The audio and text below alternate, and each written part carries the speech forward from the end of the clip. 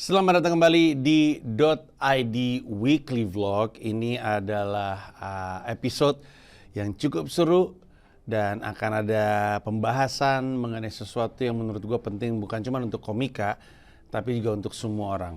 Tapi sebelumnya, mari kita ucapkan selamat datang dan mainkan bumper .id Weekly Vlog.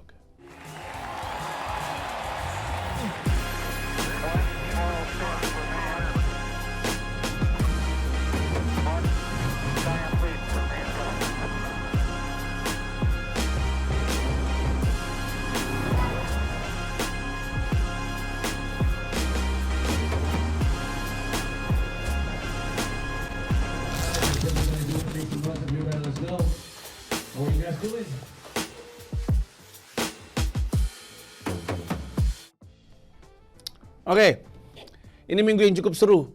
Ada beberapa kegiatan yang terjadi di minggu ini. Gue memulai minggu dengan mampir ke tempatnya Didit Maulana, Ikat. Karena bentar lagi, seperti yang mungkin lo udah tahu, akan ada gala premier dari film Mendarat Darurat. Film Mendarat Darurat tayang di bioskop mulai tanggal 8 September. Tapi gala premiernya itu tanggal berapa ya? Tanggal 2 September. 2 September apa 3 September adalah gala premier yang rencananya akan dilakukan di Plaza Indonesia. Terus karena pemain-pemainnya adalah Reza Rahadian, Luna Maya, Marisa Anita. Ya masa Panji pakai jaket kulit aja sama sneakers ya kan. Jadi gue pikir gue nggak boleh belang sama pemain-pemain gue. Pikir siapa yang bisa bantu ya? Didit, kawan lama saya. Ikat Indonesia adalah brand fashion yang punya nilai keindonesiaan yang indah dan tinggi. Dan gue rasa akan tepat kalau misalnya gue berpakaian dibungkusin dari si Didit dari Ikat. Gamila juga rencana yang sama. Jadi kami kesana sempat fitting, ngukur baju. Nggak sabar untuk lihat hasilnya seperti apa. Lalu yang juga terjadi di minggu ini adalah Suci. Stand Up Comedy Indonesia akhirnya jalan kembali. Ini juga sesuatu yang menarik karena sejujurnya gue pikir gue gak sempet ngejuri. Tapi karena juri Suci ini penugasannya dimulai dari bulan Agustus. Dan Agustus gue lagi ada di Indonesia untuk tour. Dan syutingnya di hari Rabu. Jadi gue sempat untuk mampir dan ngejuri. Jadi gue akan beberapa kali ngejuri, abis itu hilang sampai grand final. Jadi mumpung di sini gue akan ngejuri. Nah itu menarik sekali karena ketemu ensemble yang luar biasa. Gue kemarin syuting pre-show. Pre-show itu dari 23 atau 24 akan buang 13 dan memilih 24 berarti. Akan buang 13 dan memilih 11 untuk gabung dengan dua komika lainnya yang sudah lolos, yaitu Budi yang juara Liga Komunitas yang buta dan juga Bonar Manalu yang dapat Ultimate. Jadi dengan itu total 13 yang akan ada di putaran final Suci 10, Suci X. Nah, ngelihat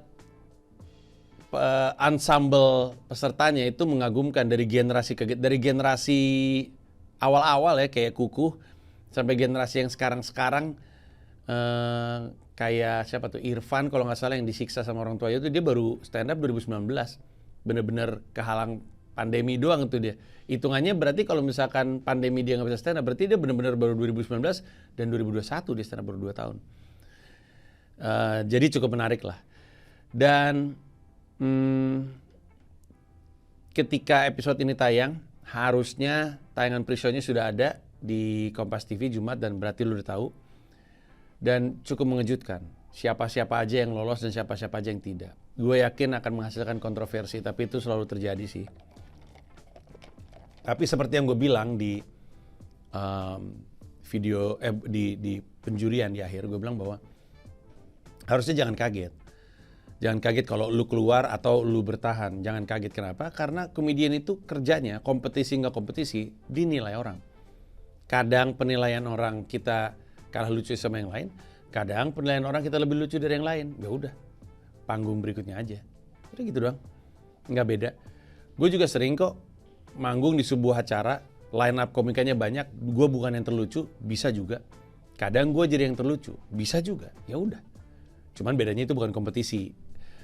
Kayak contohnya ya, gue inget gue pernah acara di Jogja, Hifzi jauh lebih pecah daripada gue pada acara tersebut. Begitu pecahnya Hifzi sehingga gue kesulitan untuk masuk ke ritme gue. Sehingga awal-awal gue jadi harus pakai ritmenya Hifzi, cara dia bermain gitu. Biar masuk dulu ke tempo yang sama, pelan-pelan gue bawa ke tempo gue. Jadi siapapun yang keluar bukan berarti dia bukan komika yang jelek gitu. Bukan berarti yang masuk tuh lebih lucu daripada dia secara umum. Hanya pada panggung tersebut, pada malam itu, pada momen itu, orang-orang ini lebih lucu daripada yang lain. Pindah ke panggung lain, bisa jadi lebih lucu. Bahkan 13 orang yang masuk, bisa aja orang yang dapat nilai tertinggi di episode sebelumnya, di episode selanjutnya tiba-tiba keluar. Bisa aja. Ya mau gimana lagi, namanya juga panggung stand up.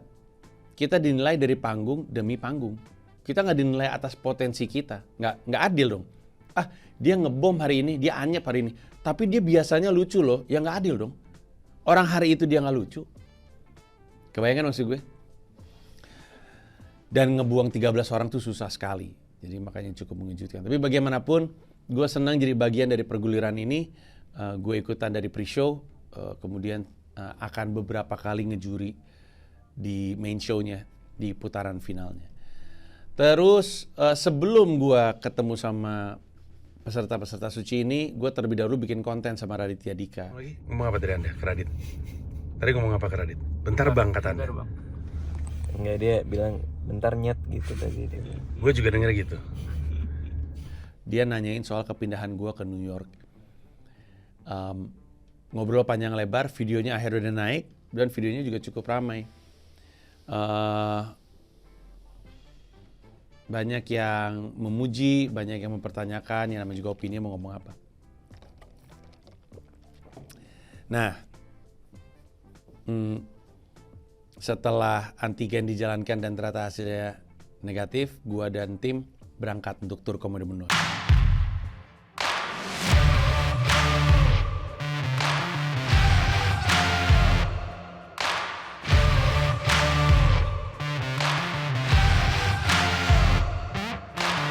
Ini trip kedua. Trip pertama kemarin adalah Yogyakarta dan Semarang. Trip kali ini adalah Surabaya dan Denpasar. Gue berangkat ke Surabaya, kemudian manggung 2 kali. Gue suka sekali manggung di Surabaya, sangat suka manggung di Surabaya.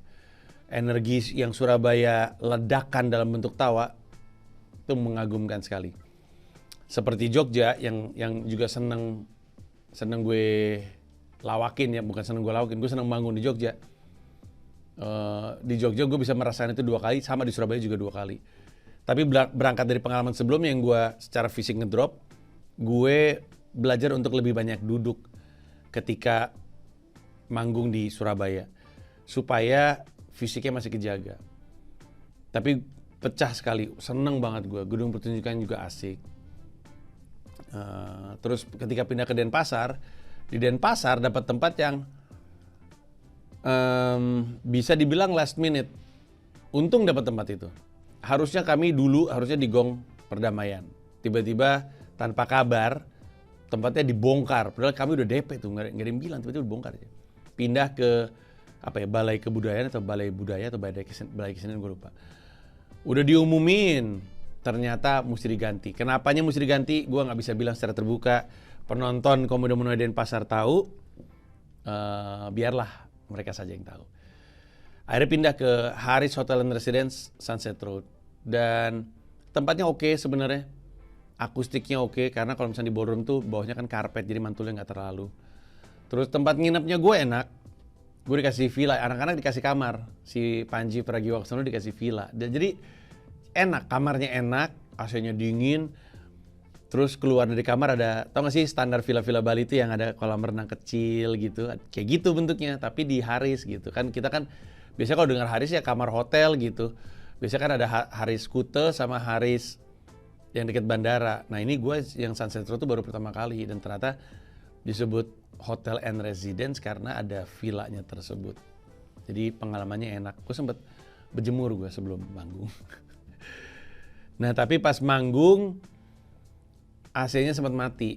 bukan sempat mati, aslinya memang mati. Jadi kasihan penonton gue sempat ngap. Tapi usai dari pertunjukan di Bali, gue berkesimpulan bahwa kemarin gue Komodo Monoid Denpasar adalah manggung terpecah gue selama gue di Bali, selama manggung di Bali. Pragiwaksono yang sama Popon juga di Bali.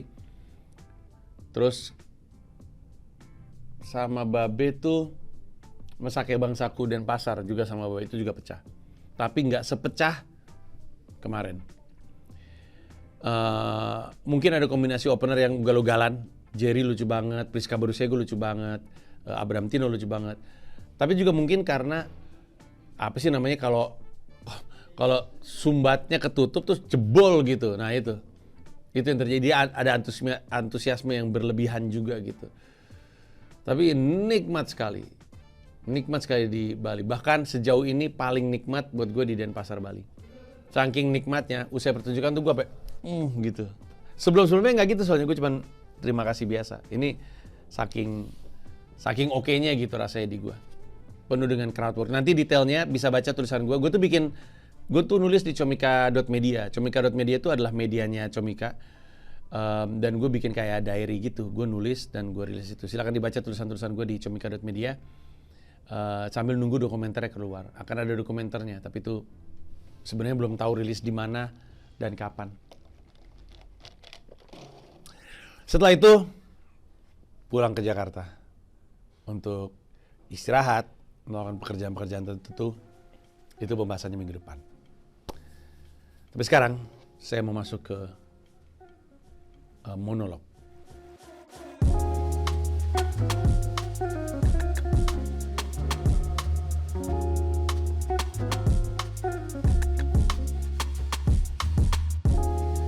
Kalau ada satu kata yang bisa jadi tema minggu ini adalah standar. Tapi bukan standar, lawakan lu standar, bukan standar itu. Dan juga bukan standar motor gitu, bukan. Tapi standarisasi.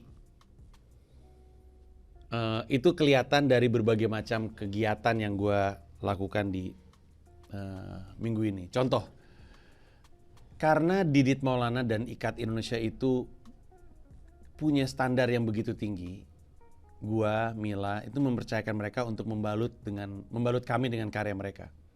Untuk untuk hadir di gala premier.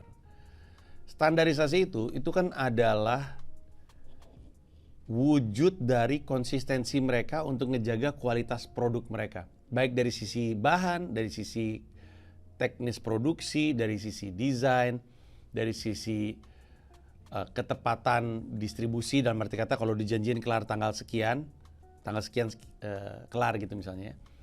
Tapi secara umum IKAT Indonesia dan Didit itu konsisten sekali dalam menjaga standar mereka. Sampai titik di mana orang kalau dengar IKAT Indonesia, mereka udah ada bayangan, oke, kayak gitu tuh bentuknya. Karena standarnya jelas.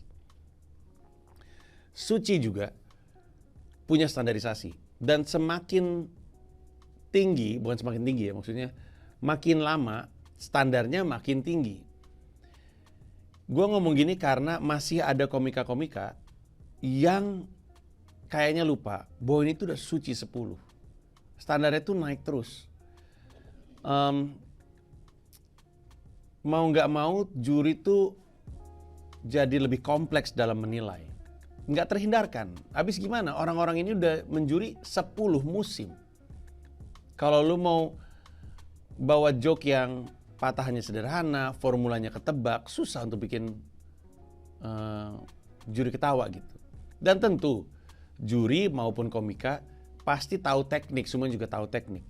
Tapi kan kehebatan seorang komika ada dari kemampuan mereka untuk membuat jurinya lupa teknik. Pokoknya menikmati aja.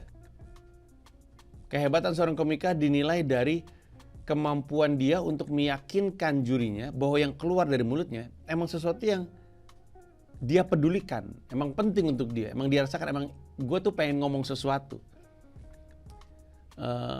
Dan ini bukan berarti peserta suci nggak bisa typical joke telling ya, yang sekedar joke tanpa keresahan. Bisa juga, tapi mesti brilian. Bukti bisanya tuh banyak. Orang-orang kayak Indra Frimawan, Levi, terus masih banyak lagi. Contoh bahwa bisa kok kalau misalkan mau jadi peserta suci yang nggak keresahan murni gitu, kayak joke-nya Freemason kan, kayak misalkan contohnya di kamar ada nyamuk, kamarnya gue tepok, di kamar ada nyamuk, nyamuknya gue tepok, nyamuknya nengok gitu. Itu kan ya mungkin ada keresahan soal nyamuk, tapi kan itu adalah orang yang lempar joke. Nah tapi itu berarti kalau misalkan lu mau jadi komedian yang genre-nya ngelempar joke aja, joke telling, joke-nya juga harus brilian. Joke-nya juga harus buat jurinya bisa terkejut. Nah standar tinggi ini adalah yang menjadikan kenapa kemarin jawabannya kayak, maksudnya jawabannya hasil akhirnya jadi kayak kemarin gitu. Lu ngelihat siapa yang keluar, siapa yang masuk, karena ada standarnya. Kalau ada di kompetisi juri, kompetisi suci, terus udah gitu di hadapan juri masih grogi, ya gimana? Makanya kalau misalnya lu ngeliat, nah ini anak baru kok bisa lolos, bisa ngalahin yang udah senior, yang udah punya spesial. Ya karena pada panggung tersebut, mungkin justru karena dia nothing to lose, nggak ada grogi-groginya sama sekali. Ya udah kalau udah nggak grogi, joke jadi tambah bagus ketika deliverynya santai. Tapi joke bagus sih nggak akan nyampe kalau misalkan deliverynya berantakan karena orangnya grogi. Kan Bang Deddy Gumelar atau Indonesia kenal sebagai Mie kan selalu bilang, orang tuh ketawa bukan karena lu lucu. Orang ketawa karena ngerti lucunya di mana. Kenapa ngerti lucunya di mana? Karena komunikasinya nyampe. Kenapa komunikasinya nyampe? Karena tenang. Nah ini ada masalah grogi, ngomong kecepetan.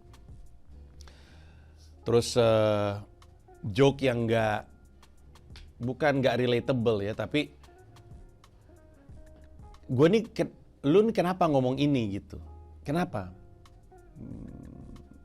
Cuman sekedar pengen kontroversi, susah, standarnya tinggi. Dan ini tuh kan kolektif ya, yang sepakat bahwa dia nggak layak itu berarti bukan cuma satu.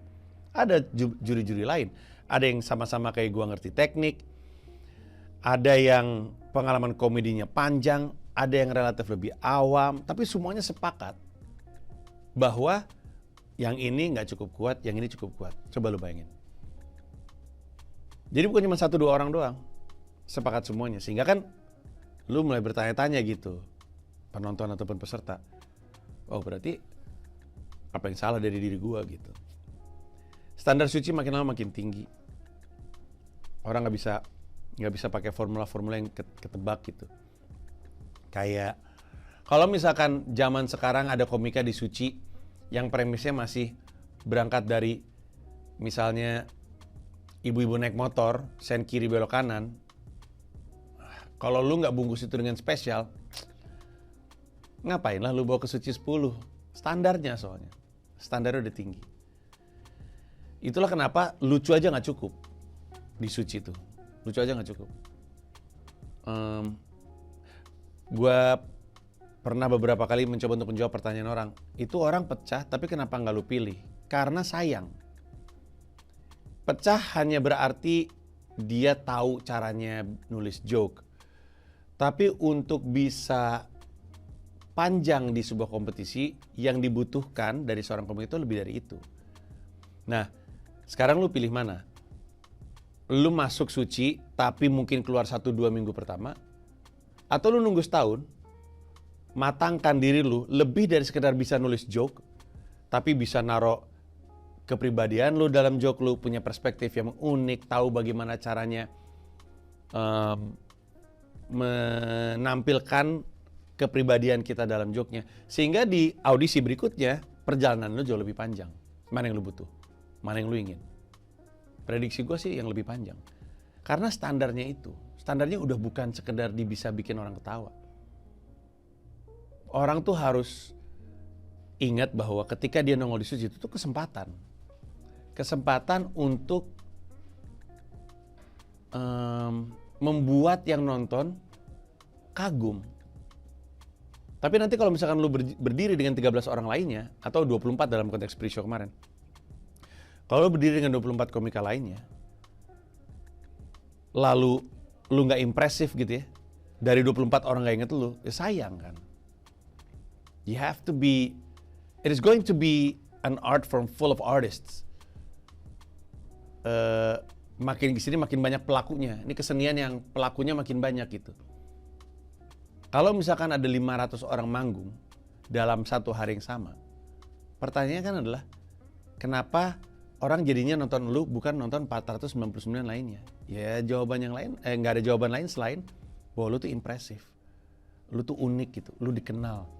Nggak bisa sekedar joke sen kiri belok kanan gitu. Kecuali emang brilian banget ngebungkus ya, tapi kalau enggak, subjektivitas itu, keunikan dan spesialnya seorang komika itu justru yang dicari di kompetisi seperti Suci ini. Dan juga Suci ini kan sebenarnya kan adalah potret dari apa yang ada di luaran nanti. Ibarat kata, ada 10 komika, 10-10-nya diminta bikin joke tentang Jokowi. 10-10-nya punya joke yang perspektifnya berbeda. Nah nanti penonton akan nentuin, gue mau yang ini, mau yang ini, yang ini, yang ini. Ya udah, orang kita hidup di dunia yang sama, kemungkinan besar topik pembahasan kita sama. Tapi karena yang kita lihat, yang juga dilihat sama semua orang, masuk ke dalam diri kita, kemudian diolah dengan subjektivitas kita, ketika keluar lagi, jadi sesuatu yang unik gitu. Jadi sesuatu yang kita banget, dan itu yang akan jadi impresif. Nah, Suci itu ada di level seperti itu standarnya, udah beda lagi. Memang tinggi, tapi justru level standar yang tinggi itu justru mesti dikejar. Jangan berharap standarnya turun supaya mudah untuk semua orang ikutan. Lu yang perbaiki diri lu lebih baik lagi. Ini juga berkaitan dengan apa yang terjadi ketika gua tur. Surabaya dan Denpasar, gua ada kendala terkait mitra tempat gue manggung. Di Surabaya, GR gue tuh mundur gara-gara yang gue tahu karena bisa jadi orang lightingnya ntar pada komplain, tapi yang dikasih tahu kepada gue orangnya terlambat. Harusnya mulai jam 11, 11.35 belum mulai. Giliran gue tagih, akhirnya kita mulai di jam segini, jam 12 soalnya open gate, jam 1 acara mulai. Kasian kalau penonton kepanasan di luar kan. Giliran 11.35 azan, orangnya nggak ada sholat. Terus gue bilang, tuh kan tahu gitu kita mulai jam 11. Kalau mulai jam 11 jadi bisa nih kita nih. Sekarang 11.35, ya udah kita nunggu orang sholat. Ya udah ya oke. Harusnya kan gue sholat juga ya. Tapi jadi nunggu orang sholat. Akhirnya mulai terlambat. Abis itu nggak keburu. Persiapannya nggak cukup matang. Karena gue butuh untuk tahu setting cahayanya karena ada aspek crowd work kan. Karena kalau terlalu gelap, gue nggak bisa ngelihat nih orangnya siapa-siapa aja, karakter kayak gimana, jadi susah nyari bahan dari situ. Belakangan pas akhirnya jalan acara, harusnya ada 2 follow spot tuh, kanan dan kiri. Yang nyala cuma 1. Yang satu nggak ada orangnya katanya. Tapi oke lah, itu masih oke. Pindah ke Denpasar nih. Di Denpasar, penonton tuh kepanasan karena ternyata AC-nya mati. Gue nanya sama orang hotel, kenapa AC-nya mati? Dibilang, ya saya udah ngomong sama orang engineering atau orang apa gitu untuk nyalain AC. Tapi ternyata enggak.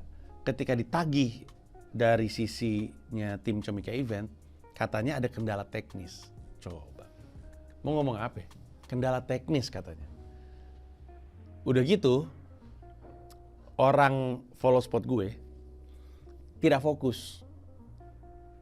Pada saat itu sih gue bercandain, gak ada pilihan lain, masa gue mau marah dan bikin pertunjukan jadi awkward, gue bercandain. Gak fokus. Ini kan follow spot nih, ini kan gue. Guanya pindah, follow spotnya diem. Abis itu baru ngejar. Terus ada sekali waktu gue lagi stand up, tiba-tiba follow spotnya geser, wup gitu ke sana, gelap guanya. Gue sampai lari ke sana, woi ada apa nih gitu, gue bercandain. Abis mesti gimana lagi? Gue mesti address dia untuk bilang gue ngeh lu salah, supaya lu perbaikin. Tapi gue gak pengen ngerusak acara gitu. Dan bukan cuma itu, tiba-tiba di tengah stand up lampunya jadi warna-warni. Iya kalau sekali, 2 kali kayak gitu. Belakangan gue tanya kenapa kayak gitu ya. Ada tim gue yang bilang dia kayaknya lagi ada masalah soalnya dia teleponan mulu. Tapi kan kasihan penonton gue kan nggak mau tahu kalau itu orang lighting punya masalah atau enggak kan. Tahu gitu gue ganti aja sekalian. Ditambah dengan orang-orang di venue-venue ini itu pada nggak doyan pakai masker. Poin gue adalah susah banget bekerja sama dengan mitra-mitra yang tidak punya standar yang sama dengan kita. Gue jadi inget Tom Cruise. Gue kayaknya pernah cerita ini sebelumnya, tapi mungkin gue ulang aja karena tentu lu nggak selalu bisa mengkonsumsi semua konten gue. Tapi gue tuh ya sejak Tom Cruise Fallout ya, kalau nggak salah Mission Impossible Fallout, gue lupa nih yang mana nih. Sejak itu, semua film action tuh cupu di mata gue. Karena di film Mission Impossible tersebut, si Tom Cruise tuh melakukan semua stuntnya. Di satu Mission Impossible Fallout kalau nggak salah, dia naik helikopter, kejar-kejaran, ngelewatin lembah, dan kelihatan dia bikin rigging sendiri untuk nunjukin bahwa itu dia yang naik helikopternya. Kalau film lain itu biasanya kesannya kayak dia yang naik helikopter, tapi sisanya itu green screen, terus digerak-gerakin. Cuman dia nge-cheat lah, dia nyari cara supaya orang nggak tahu gitu. Sekalinya ngambil dari luar, helikopter yang diambil, si karakter utama itu nggak terlalu jelas mukanya, selalu sebelah sininya doang. Karena stuntman, pilot pengganti. Tom Cruise kelihatan persis, dari angle manapun Tom Cruise itu. Terus kalau adegan balap motor, kalau film-film lain, jagoannya naik, pakai helm. Wah, terus dia kebut-kebutan itu. Sisanya ketika stunt itu bukan aktornya, tapi stuntman-nya karena ditutup pakai helm. Nanti shoot, berhenti, baru buka, nah aktornya udah lagi. Di film Mission Impossible itu, Tom Cruise sengaja nggak pakai helm, buat ngasih tahu semua orang kalau itu dia. Semua stunt motornya. Dan rumit itu. Bukan cuma itu orang jatuh bro. Dari pesawat. Beneran. Kalau di film lain, kayak gue kan pernah single satu yang sama Raditya Dika, kan ada adegan terjun payung tuh. Dilakuin di dalam pesawat, tapi itu ada green screen. Jadi green screen nanti diganti dengan landscape gitu. Film-film lain itu seperti itu. Si film Mission Impossible kelihatan banget dia pelakunya, maksud gue. Akhirnya semua, mau itu yang paling kelihatan tolol nih sekarang adalah film-film kayak Fast and Furious tuh. Jadi kelihatan tolol, palsu semuanya itu. Palsu. Dan kelihatan. Akhirnya kita jadi mikir, tapi lu pura-pura. Gue pernah ngelihat yang oke beneran soalnya. Gue ngelihat yang beneran. Jadi nggak enak gitu. Si filmnya Dwayne Johnson, waduh, Dwayne Johnson mau stunt kayak apa juga, kita juga, tapi itu green screen bro. Jadi saking tingginya standarnya Tom Cruise, kenikmatan nonton film action rusak. Saking tingginya tuh. Tom Cruise pernah bukan diwawancara, diajak ngobrol sama Matt Damon. Terus Matt Damon nonton Mission Impossible yang si Tom Cruise-nya tuh pakai rappelling lari-lari di Burka, atau nggak yang Burka tuh yang gedung tinggi tuh. Burka apa Burj? Gak tahu deh, gue lupa Burka mah apa ya. Yang dia lari di gedung tertinggi, terus gitu lah pokoknya. Ada deh stunt tuh gila banget. Ditanya sama Matt Damon, itu gimana lu syuting kayak gitu? Terus Tom Cruise bilang, gue tuh punya konsultan keamanan untuk urusan stunt, Matt. Gue cerita nih Matt sama nih orang, gue cerita ide gue. Terus dia bilang, wah nggak bisa, itu nggak bisa kita lakukan, tidak mungkin, itu tidak aman. Terus Matt Damon bilang, terus apa yang terjadi? Terus Tom Cruise bilang, terus gue ganti orang keamanan stuntnya. Jadi Tom Cruise tuh ingin sesuatu, dia bermitra dengan orang yang bilang nggak bisa.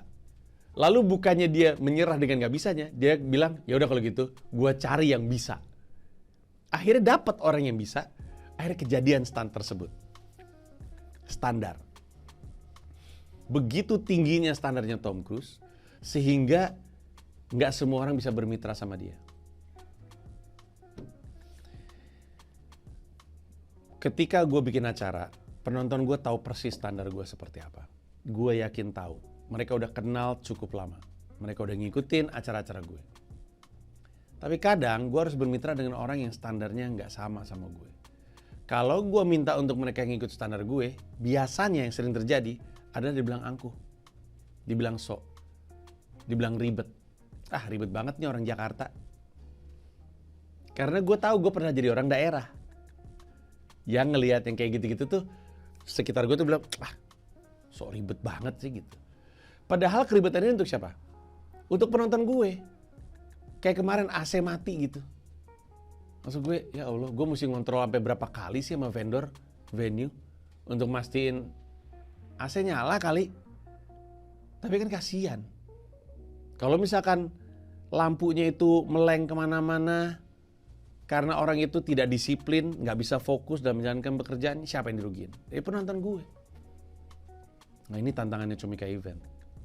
Ini show gue loh, ini tour gue loh. Gue aja yang di level tertinggi aja harus ketemu dengan mitra-mitra yang nggak sama standarnya. Jadi mau nggak mau pada akhirnya gue dan juga siapapun ya, ini siapapun komik yang lagi nonton, lu akan bermitra dengan orang. Tapi tidak akan ada orang yang lebih peduli terhadap karya lu selain lu sendiri. Makanya kontrolnya harus datang dari lu. Dan gue tahu lu akan ngerasa, aduh capek banget gitu.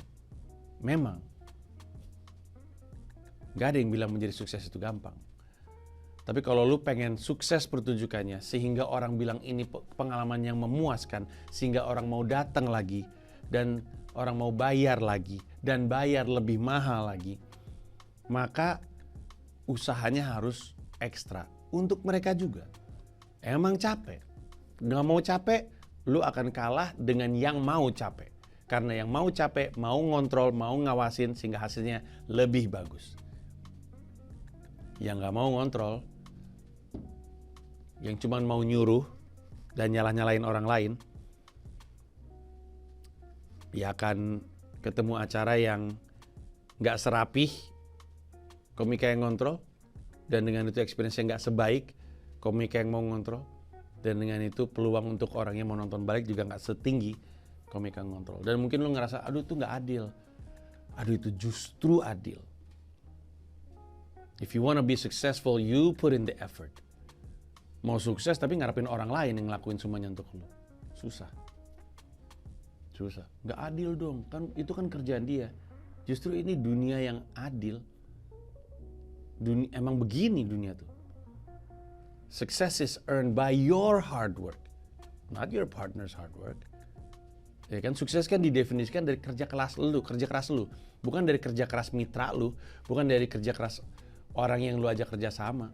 Itu mah suksesnya dia. Nah ini yang gue mesti ingat ketika menjalankan kantor. Di kota-kota berikutnya masih ada Makassar, Jayapura, terus Batam, Cilegon, Banjarmasin, Balikpapan. Yang kemudian jadi perhatian adalah standar kerja orang-orang yang ada di setiap kota. Harapannya standarnya sama sama gue. Tapi untuk memastikan bahwa standarnya jadi sama adalah kontrol dari kita.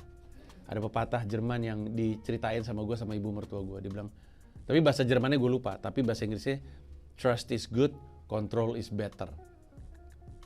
Kayak ini ya, kayak orang gak percayaan. Trust is good, control is better. Percaya itu bagus. Lebih bagus lagi kalau lu kontrol. Kayak kalau lu percayain dia akan menjalankan pekerjaannya dengan baik, ya bagus. Bagus untuk kita percaya sama dia. Tapi lebih baik kalau kita kontrol juga. Karena tidak semua orang standarnya sama. Tapi mereka yang standarnya tinggi akan bisa bermitra dengan sesama orang yang standarnya tinggi dan kemudian bisa terbang lebih tinggi lagi. Untuk sekarang sekian dulu. Terima kasih banyak udah nonton .id Weekly Vlog. Jangan lupa dibaca tulisan gue di comika.media yang cerita soal pengalaman dan sudut pandang gue. Dan kalau mau beli tiket masih ada di loket.com. Info lengkapnya di tersinggung oleh panji.com. Istora Senayan tanggal 4 Desember, tiketnya juga masih dijual di loket.com. Kita ketemu di sana dan kita bareng-bareng. Karena setelah itu, saya nggak tahu kapan saya mau bikin pertunjukan lagi. Thank you. Bye-bye.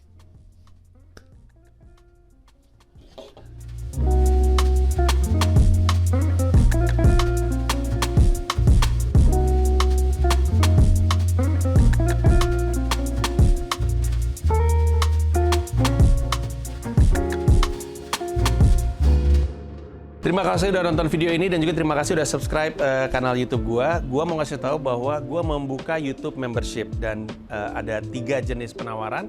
Ada 1 paham Rp30.000, ada 1 rasa Rp125.000, ada 1 jiwa Rp1,5 juta. Masing-masing punya manfaat-manfaat tersendiri. Ada konten-konten khusus yang gue siapkan untuk para member. Kalau tertarik silahkan mampir ke home, klik join.